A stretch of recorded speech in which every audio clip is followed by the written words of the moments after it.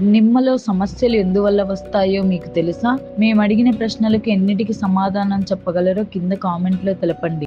1, నిమ్మకాయలు పగులుటకు fruit cracking ప్రధాన కారణం ఏమిటి? ఏ. పొటాషియం లోపం, బి. బోరాన్ లోపం మరియు నీటి ఎద్దడి, సి. అధిక వర్షాలు, డి. కీటకాల దాడి.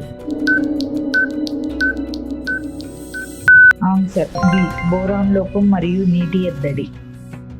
2, నిమ్మలో ట్రిస్టేజా వైరస్ దేని ద్వారా వ్యాపిస్తుంది? ఏ. గాలి ద్వారా, బి. నీటి ద్వారా, సి. పేనుబంక ద్వారా, డి. నేల ద్వారా. Answer C. పేనుబంక ద్వారా.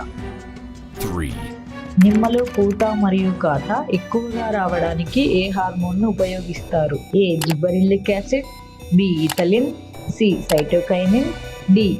Abscisic acid. Answer A. Gibberellic acid.